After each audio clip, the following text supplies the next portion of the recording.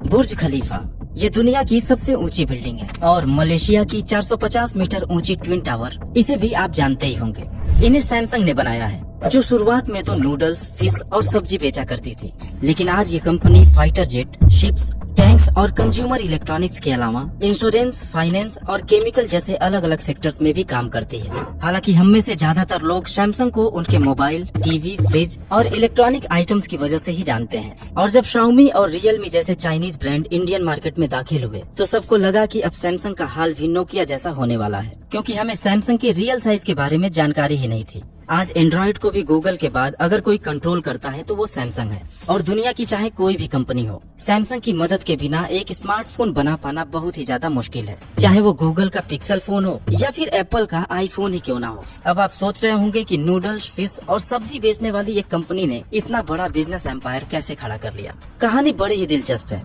Samsung के नाम ढेर सारी कंट्रोवर्सीज है और अपने फास्ट एक्सपेंशन के लिए उन्हें कई बार गलत रास्तों से भी होकर गुजरना पड़ा। चलिए सब कुछ डिटेल में जानते हैं इस वीडियो में।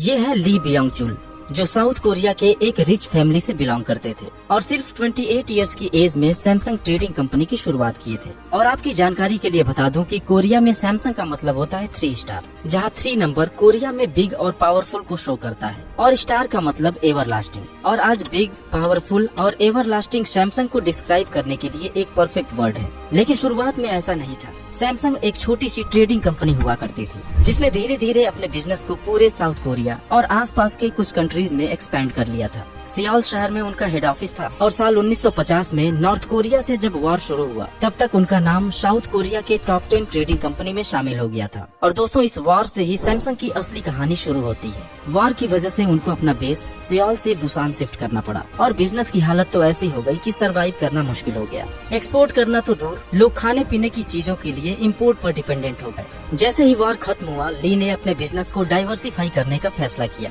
और लोगों के लिए सस्ते प्रोडक्ट्स बनाने के लिए काम करने लगे। कोरिया में शुगर केन का प्रोडक्शन काफी लार्ज स्केल पर होता है, इसलिए सैमसंग ने शुरुआत एक शुगर रिफाइनरी से की और उसके प्रॉफिट से ही टेक्सटाइल इंडस्ट्री में भी एंटर कर गए, ताकि लोगों के लिए सस्ते कपड़ों की जरूरत को पूरा किया जा सके।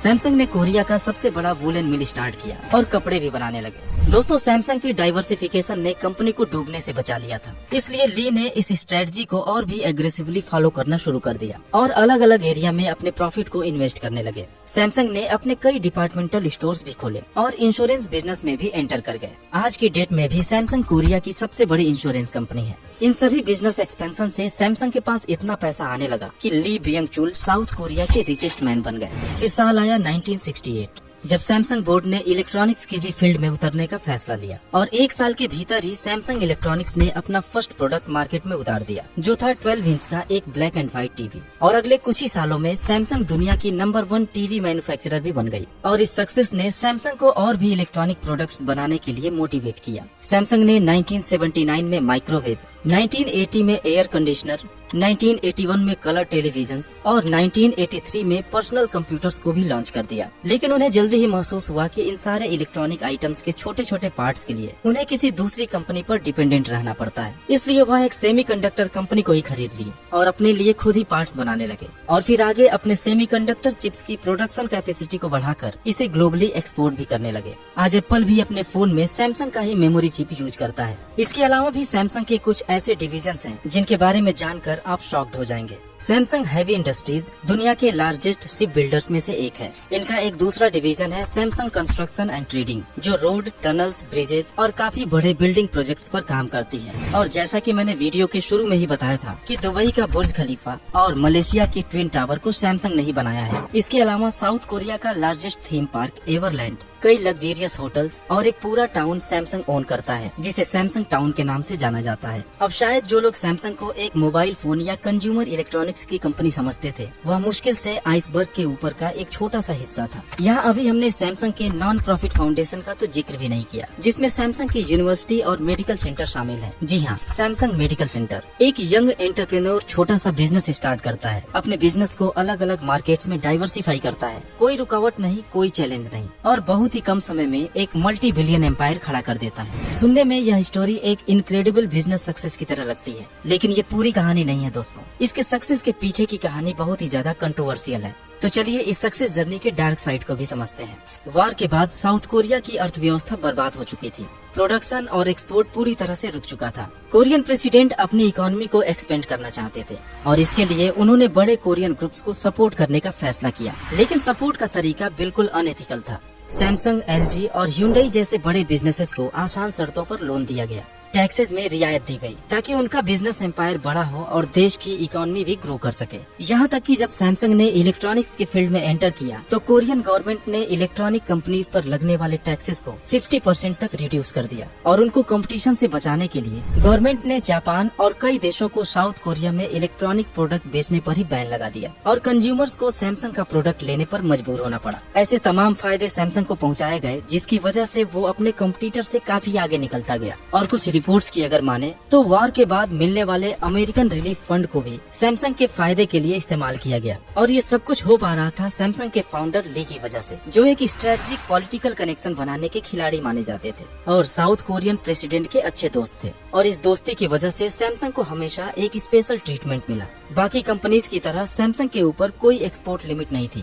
एक्सपेंशन में उनको कभी भी फंड की कमी महसूस नहीं हुई क्योंकि सरकारी बैंक्स के दरवाजे उनके लिए हमेशा खुले हुए थे। हालांकि सैमसंग के फास्ट ग्रोथ से कोरिया की इकोनॉमी को भी फायदा पहुंचने लगा, खासकर एम्प्लॉयमेंट के रूप में। काफी लोगों को नौकरी मिलने लगी, लेकिन छोटे कोरियन बिजनेसमैन बर्बाद होने लगे क्योंकि कोई छोटी मोटी कंपनी गवर्नमेंट सपोर्टेड सैमसंग जैसे जायंट के सामने कैसे टिक सकते थे। सैमसंग इतनी पावरफुल हो गई कि जिस भी नए फील्ड में वो एंटर करते थे उसमें दूसरे बिजनेसेस को तहस नहस करने की ताकत रखते थे और इस तरह साउथ कोरिया की इकोनॉमी जाने अनजाने एक कंपनी के ऊपर ही कुछ ज्यादा निर्भर हो गई। सैमसंग साउथ कोरिया के अलग अलग इंडस्ट्रीज में हेवीली इन्वॉल्व था और साल 2014 में तो साउथ कोरिया के कुल जीडीपी में 17% अकेले सैमसंग का कंट्रीब्यूशन था।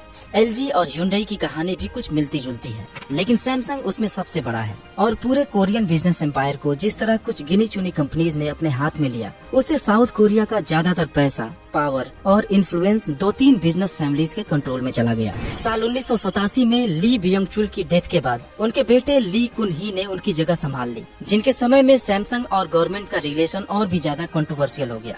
1996 में उनके ऊपर फॉर्मर प्रेसिडेंट को रिश्वत देने का आरोप लगा, लेकिन सैमसंग की गवर्नमेंट कनेक्शन की वजह से तत्कालीन प्रेसिडेंट ने उन्हें बिना किसी एक्शन के माफ कर दिया। ऐसे ही एक घटना 2008 में हुई जब ली कन ही को टैक्स चोरी और एक घोटाले में दोषी पाया गया और उन्हें अपने पद से हटाने के साथ ही 3 साल की सजा भी सुना दी गई। लेकिन अगले ही साल उस समय के प्रेसिडेंट ने उनकी सजा को माफ कर दिया और फिर से वो सैमसंग के चेयरमैन बन गए जैसे कुछ हुआ ही न हो। इससे आप सैमसंग और कोरियन गवर्नमेंट के बीच के रिलेशन को समझ सकते हैं। इसके बाद भी अपने बेटे ली जेयोंग को सैमसंग का हेड बनाने के लिए गवर्नमेंट ऑफिशियल्स को रिश्वत देने के आरोप उनके ऊपर लगे। फिर उनके बेटे ली जेयोंग भी रिश्वत देने के दोषी पाए गए, लेकिन किसी भी आरोप पर एक्शन नहीं लिया गया। आज सैमसंग के खिलाफ आवाज उठाने की हिम्मत किसी में नहीं है। लोग जानते हैं कि सैमसंग के खिलाफ आवाज उठाना मतलब गवर्नमेंट के खिलाफ आवाज उठाना है और साउथ कोरिया के ज्यादातर लोग तो अब ये मानने लगे हैं कि सैमसंग को अब कोई हरा नहीं सकता और वो सरकारी नियम कानून के ऊपर है। अब दोस्तों, वीडियो के शुरुआत में बताए गए सैमसंग की सक्सेस जर्नी का बैकग्राउंड भी आपको समझ में आ रहा होगा। सैमसंग के हिस्ट्री में हुए एक इंसिडेंट का जिक्र करना भी जरूरी है जिसने उसके रेपुटेशन और मार्केट शेयर को हिलाकर रख दिया था। ये बात है 2016 की, जब सैमसंग की नोट 7 सीरीज के मोबाइल फोन्स में ब्लास्ट की खबरें आने लगी। पूरी दुनिया की मीडिया में फोन एक्सप्लोजन की खबर हेडलाइन बन गई। यहाँ तक कि एयरलाइंस में इस फोन को बैन कर दिया गया। सैमसंग के ऊपर इतना प्रेशर आ गया कि फोन का प्रोडक्शन बंद करके मार्केट के फोन्स को भी रिकॉल करना पड़ा, जिसकी वजह से सैमसंग को $5 बिलियन का नुकसान हुआ था। कंपनी ने उस समय एक्सप्लोजन की वजह मोबाइल की बैटरी को बताया था, लेकिन बाद में ये सच्चाई निकलकर सामने आई कि एप्पल से कम्पीट करने के लिए एक फीचर रिच स्मार्टफोन की सख्त जरूरत थी, जिसे सैमसंग ने डिजाइन टीम और इंजीनियर से जल्दबाजी में तैयार कराया था और बिना प्रॉपर टेस्टिंग और क्वालिटी कंट्रोल के एक डेंजरस फोन को मार्केट में उतार दिया था। हालांकि इन सभी कंट्रोवर्सीज और बैड प्रैक्टिसेस के बाद भी सैमसंग सक्सेसफुल होता चला गया। एक के बाद एक लगातार अपने इनोवेटिव प्रोडक्ट्स पेश करता रहा, जिससे उसका साइज, रेवेन्यू और दुनिया में उसकी पकड़ बढ़ती गई। पिछले कुछ सालों में सस्ते और फीचर रिच चाइनीज फोन्स ने इंडिया में सैमसंग का मार्केट शेयर कुछ कम तो जरूर किया था, लेकिन करंट सेल्स फिगर बताते हैं कि लोगों का प्यार अब इन चाइनीज ब्रांड से कम हो रहा है और एक बार फिर सैमसंग जोरदार बाउंस बैक करने वाला है। उम्मीद है कि यह वीडियो भी आपको पसंद आई होगी। मिलते हैं जल्दी एक नए वीडियो के साथ। Thanks for watching.